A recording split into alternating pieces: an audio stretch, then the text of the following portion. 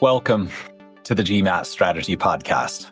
You're here because you believe there's a better way to study for the GMAT, and so do we. We created the GMAT strategy to maximize your results and minimize your efforts so you can get to the fun parts about business school and life as quickly as possible. My name is Isaac Puglia, and I've been teaching GMAT classes and tutoring privately for the GMAT for over a decade, and I've helped thousands of students get into the business schools of their choice. I'm excited to be a part of your MBA journey since we all at TGS believe that our world can benefit from the best possible business leaders that we can find. If this show is bringing you value, please share it with your friends and family who are studying so that together we can make this process as easy and as painless as it can possibly be. Let's go. Today, let's talk about how to choose the best order for you to take the sections of the GMAT. So if you're brand new to the exam, what is this? Why are we even talking about it? There's 3 sections on the exam: quant, verbal, and data insights. And we've got specific episodes on the details behind all of those sections elsewhere in the feed if you want to search. But for now, I'm just going to assume that you're not completely brand new to the process and you understand a little bit about the intricacies of those sections. But the reason it's important to talk about the order you can take them is that's one of the very first decisions you're going to be asked to make on test day. So when you start the exam, and we've got a full episode on all the steps you're going to go through, whether you're taking the online exam or whether you're taking the in-person exam. So if you're wondering, like, what does the whole experience look like from end to end, we'll link that for you below. But the short version is you're going to check in at the test center or at your home, and then the exam is going to begin on the computer, and the rest is going to be very familiar from your practice test. But right at the beginning, you're going to be asked, what order do you want to see the sections in? And you can choose any order you want. So you can do quant first, you could do verbal first, you could do DI first, you could do DI first and verbal second, you could do DI first and quant second.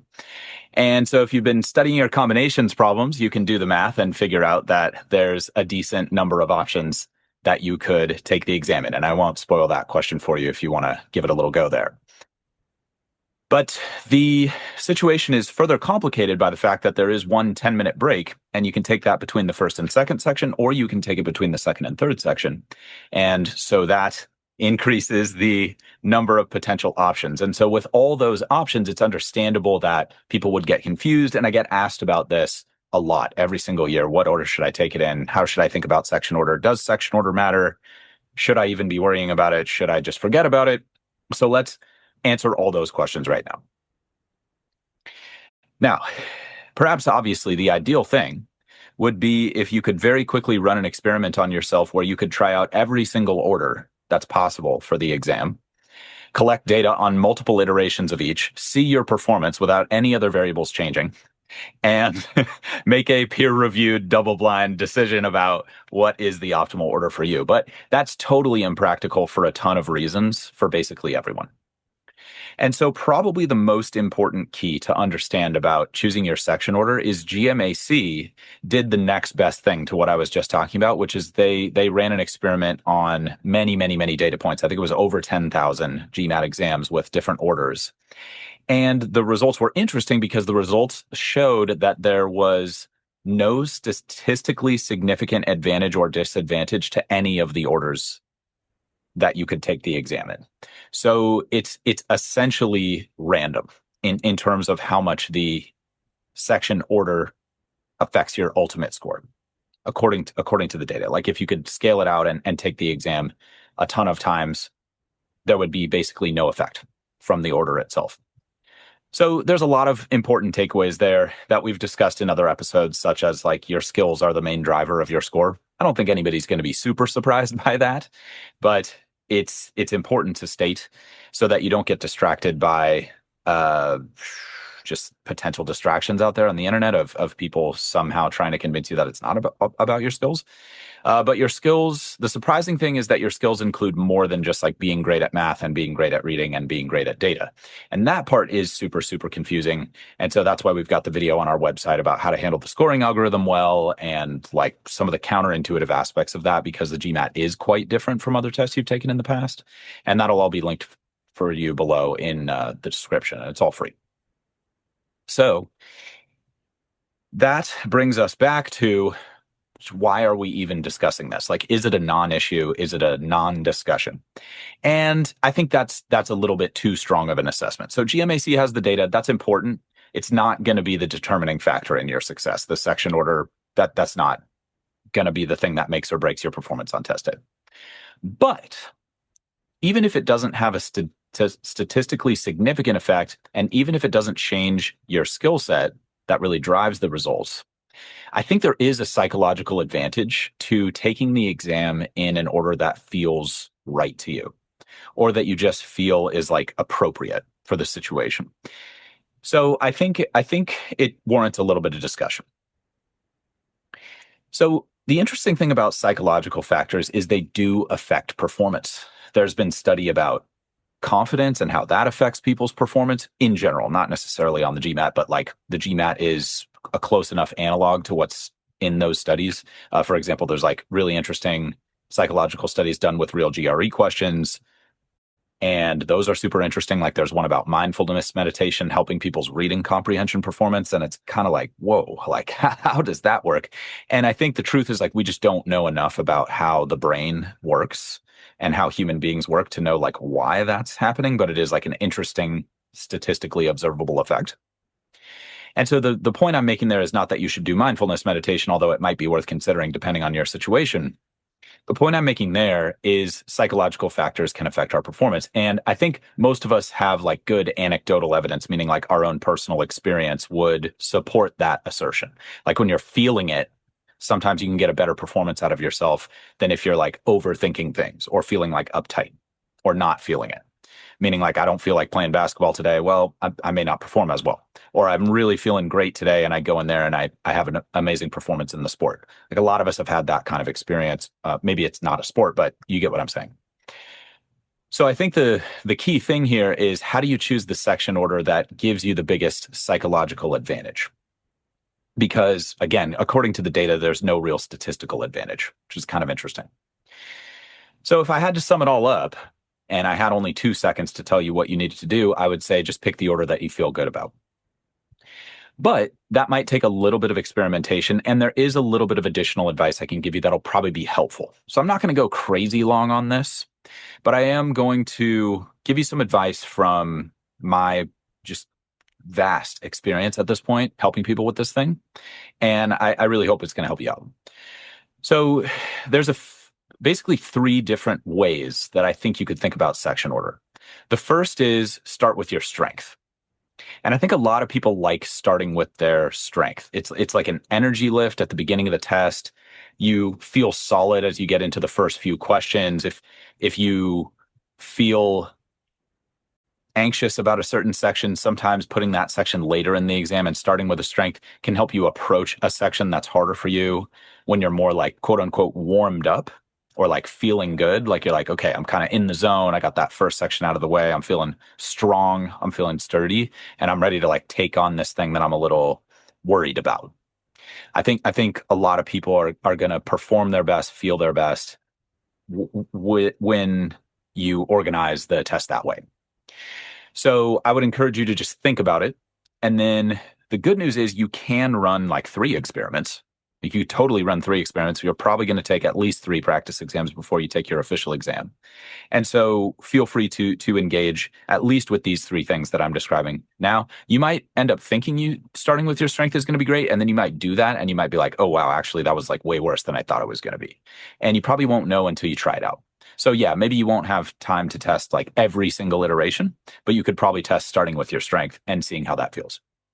And that'll help you make good determinations.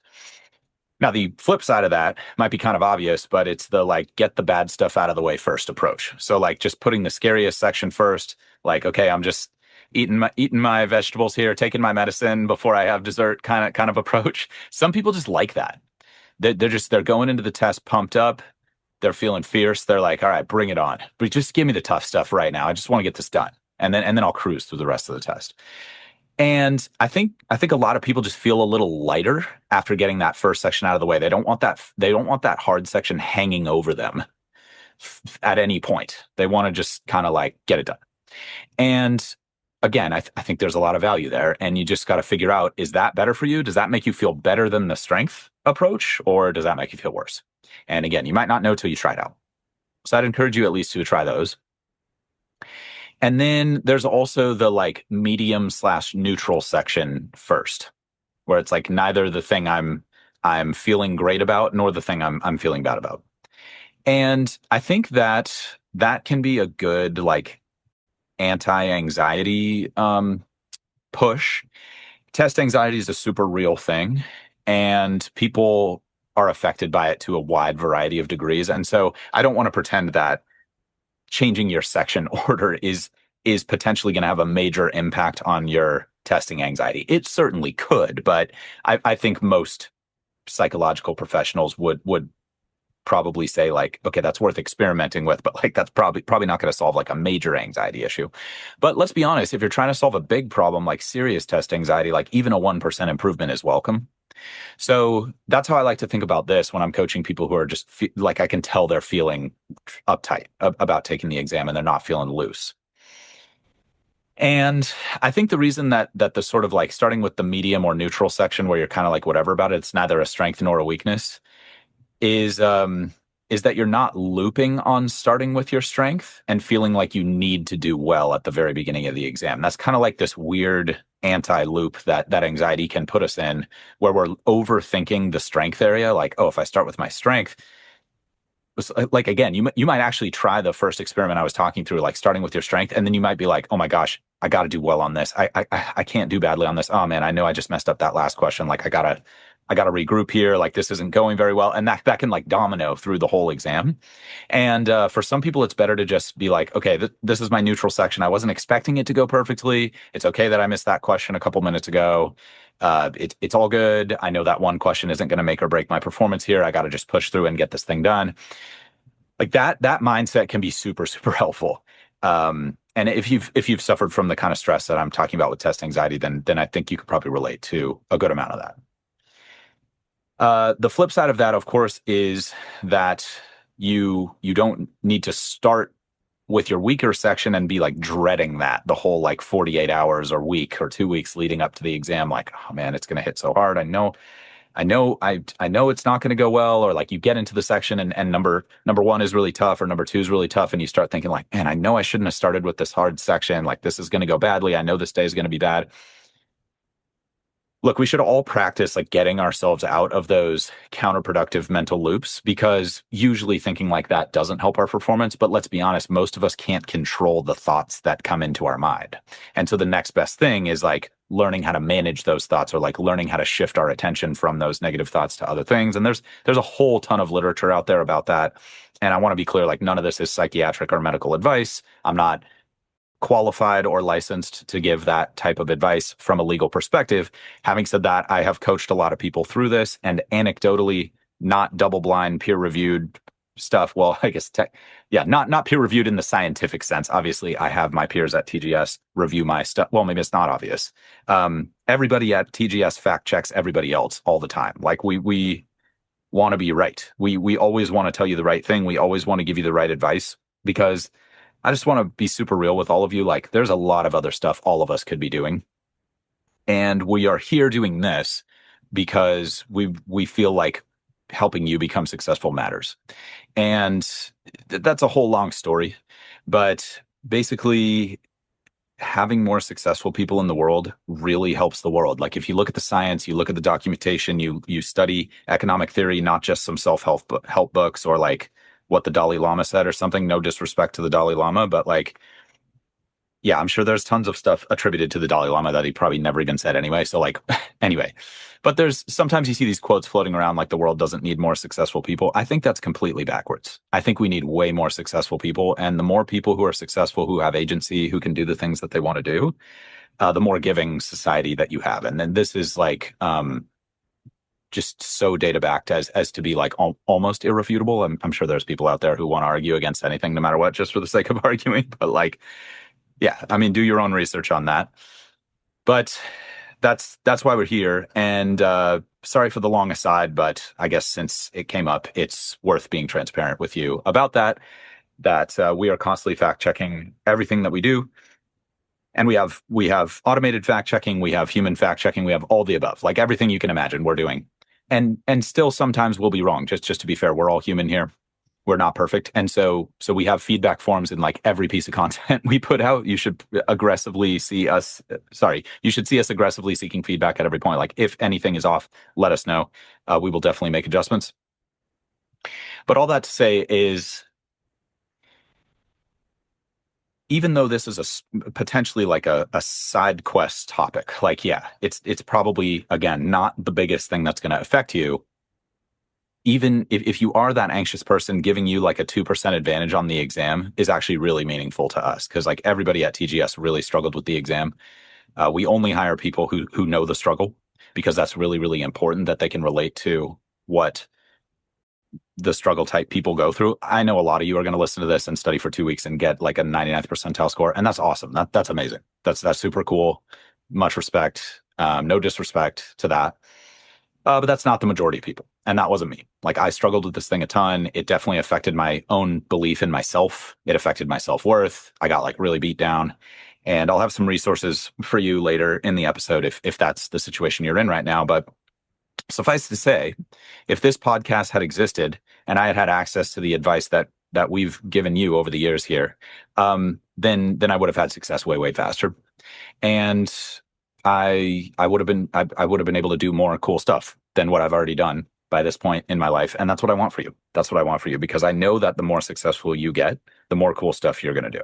Like, it's so unusual for people to become super, super successful and not give back. That's just comically unusual. But the popular narrative in society of like how successful people get demonized is just like, yeah, I don't know. I guess it just sells a lot of theater tickets or something. I mean, I haven't looked into the entertainment industry. I don't know what the story is behind that. So maybe one of you in the entertainment industry can enlighten me on why that narrative's so popular. But yeah, I guess maybe it's like an underdog thing or something.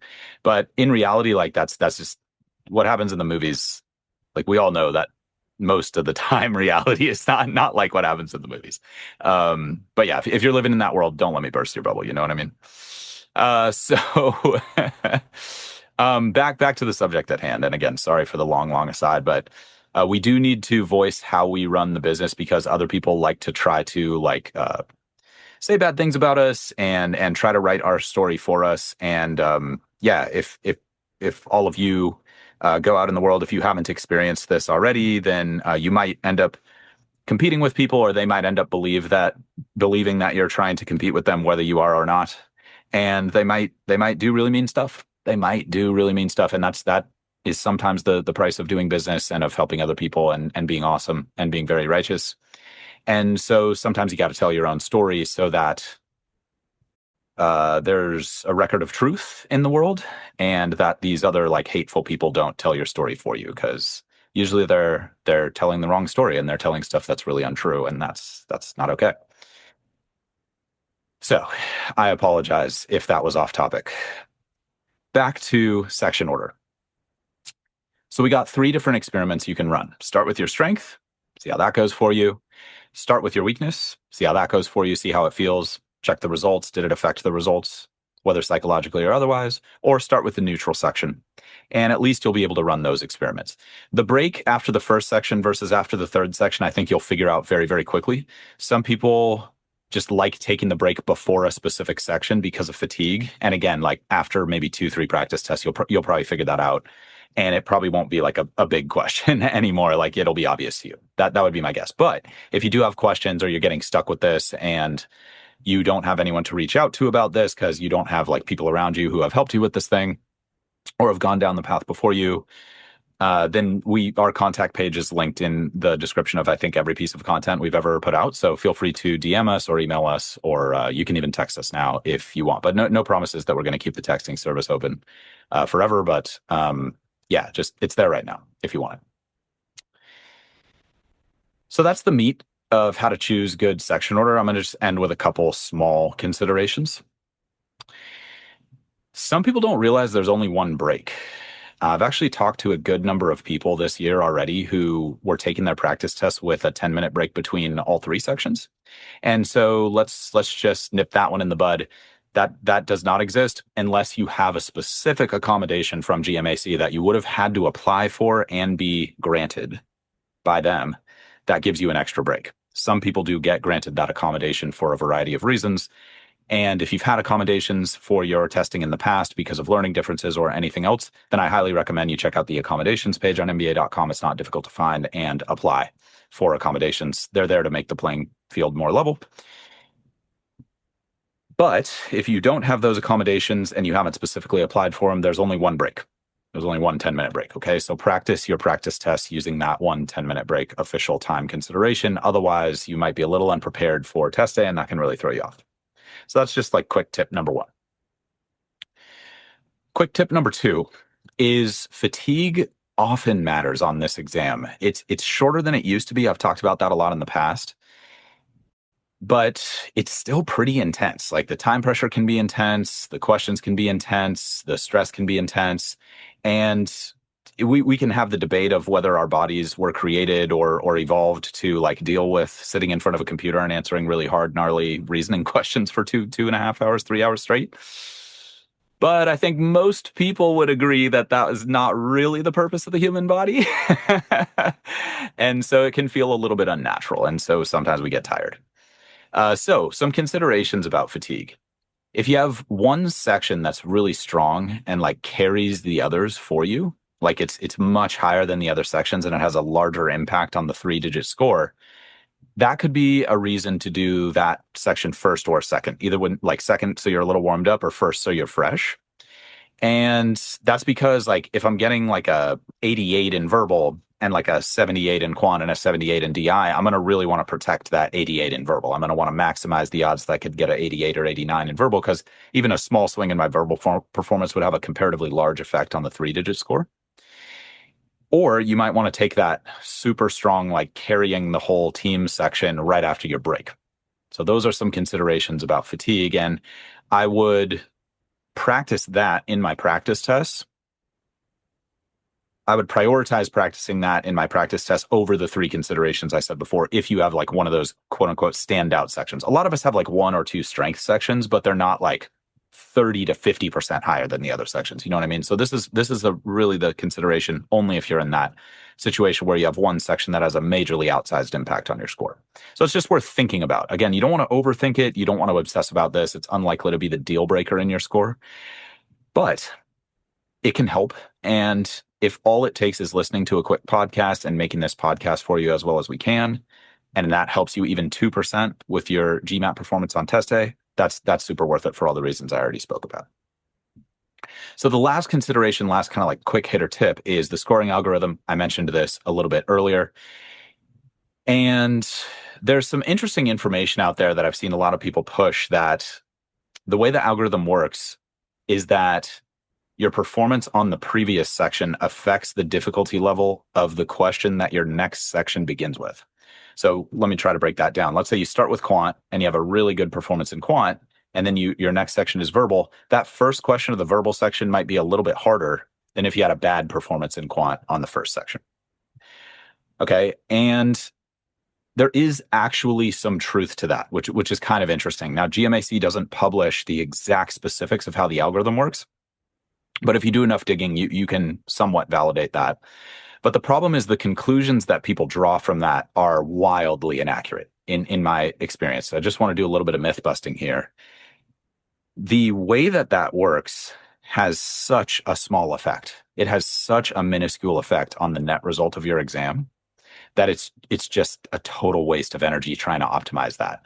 Because what I've seen end up happening is people kind of sell themselves on like, oh, I need every advantage I can get. Let me make sure that I get like a hard question at the beginning of verbal because, you know, someone published this data that's totally unverifiable from only their program that has only their unofficial practice questions and practice tests in it. And they're like now claiming that they have some hack on section order. I mean, the data just doesn't bear that out. The objectively verifiable data does not bear that out. Again, I mentioned the GMAC study. They already ran those numbers. There's no statistical advantage to doing it. And so what happens is you start like overthinking the beginning of a section. You start overthinking the end of a section. You start trying to over optimize what you're doing from a high level instead of just being good and focusing on getting the questions you know how to do, focusing on letting go of the questions you don't know how to do, focusing on solid time management, focusing on not leaving questions blank because there's a major penalty for that. Like all that stuff about the scoring algorithm, you should understand, but you shouldn't be over indexing on that unless it's clearly the limiting factor in your score, which for most people it's not, but for a good number of people it is. And again, the video's on the website for you there to kind of shed light on that. It doesn't translate well to the podcast. So again, like, even though there is some truth to the first question of the next section is affected by my performance in the previous section, like it's like section adaptive, quote unquote, the rest of the exam is too unpredictable for that to be controllable for most students. And it ends up being a distraction rather than an advantage. And I've found that that ends up actually hurting people's performance. In fact, a couple years ago when those articles were getting pushed like really, really hard, we had a ton of people come into our program who were failing with the other program, partially because they were overthinking that. To be clear, like that was another provider's program, not ours. And then they were coming into our program and having success, which we specialize in, and I'll talk more about that in a sec. But yeah, that was a really scary situation. So I just don't want you to get into that, even though perhaps obviously like it could theoretically help our business if everybody suffered from that and we like let all the disinformation out there that other people push just like be what it is and like never publish podcasts. Like that would actually probably help our quote unquote top line. But again, that's not the only reason we're here. Like we want TGS to be viable because we think it's a positive force in the world. But having it be a positive force in the world is the ultimate aim of the company. And I know that's quite unusual and like that's legally verifiable and all that stuff if you want to fact check us on that. But I'm not going to go down that path right now because it's such a different topic. But yeah, basically you can stress test all my claims on the podcasts and I believe they'll hold up. I'm in this to build your trust over the long term. That's why you rarely hear me pitch our products. And yeah, so anyway, they're there for you if you want them, and I'll talk about those in just a second. So that's the full rundown. That's like more than you need to know about section order and hopefully more than enough for you to make a good decision and then just refocus on the things that are actually going to move your result. Because the key thing you want to focus on is what's the constraint. Most systems in business and in life will grow to the extent of the one biggest constraint in that system. And then if you unlock that one constraint, the whole system will generally grow. That tends to be the case. Not true 100% of the time, but it's very true of the GMAT. And so if choosing the section order is a constraint for you, hopefully we've removed that constraint today. And you can focus on stuff like I'm not good enough at roots questions, or I'm not good enough at managing time, or I'm not good enough at data insights. And if you can focus good, positive energy on constraints, you should have success if you can stick it out for long enough to see those seeds grow. Like I say in the webinar, if you check that out on the website, like there's no such thing as a magic wand that's going to instantly transform your GMAT score with no effort and no energy. But if you're willing to invest effort and energy, then we have done our best to give you as many tools as we can possibly give you to make that energy pay off for you. So finally getting to if you are struggling and you're not seeing the results that you want to see with your current provider or your current approach to studying, or you're not seeing those results fast enough or as fast as you would like them, we do specialize in turning those situations around. That was the situation I was in. I worked with several providers back when I was in your shoes. None of them got me results. My score went down multiple times, if you can believe that, despite me working extremely hard, by the way. Effort was not the issue in my situation. I had a full-time job. I was still studying over 30 hours a week, sometimes even more than that. And I deleted social life. I deleted, all that stuff. And my score was going down. And there was no service like what we have at TGS to help me with that. I had to piece it all together myself. And that was super, super painful. So we do offer services and products to help, especially if you are in those situations. Now, if you're just starting out and you like our approach, then you're welcome to reach out and see if any of our programs are a good fit for you. So the way that works is you just head to the website and check out the free presentation I was just telling you about. Make sure that our approach is not like, definitely not a fit for you because we don't want that. We don't want to waste anybody's time. And then on that page below the video, you'll be able to book a call with us if you want to speak with us live. We'll ask you to share a little bit about your situation, and then we'll jump on the call. We'll take a look at your situation, and we'll see if our programs or our products could be a good fit for you. Our programs and products are not a good fit for everybody, and it's really important to us that we do the ethical thing and not like try to sell you something you don't need. We're really passionate about that. Like I've said many times, we're here to help. And if any of those things sound like a good fit for you, then you can decide to do it or not. And either way, we will actually help you optimize your existing study plan for free, whether you decide to work with us at all or not. And we're really committed to that. We've done a lot of work behind the scenes to continue to offer that basically free service for you, and to never do the crappy salesy crap, any of that. We've just completely done away with that. Because, we're just trying to treat other people the way we want to be treated. So if that sounds good, just head to the website, check that out, or you can message us on the contact page if you have questions about that. And if that doesn't sound good, that's totally cool. No worries at all. If everything you're doing is working out great and you're getting the results that you want to see, then I'm really, really happy about that. In the meantime, this is a regular show, so if it's helpful for you, please subscribe, and if not, it's all good. And at the very minimum, everybody, please just stay positive and stay consistent with your studies. You can do it. Talk to you all soon.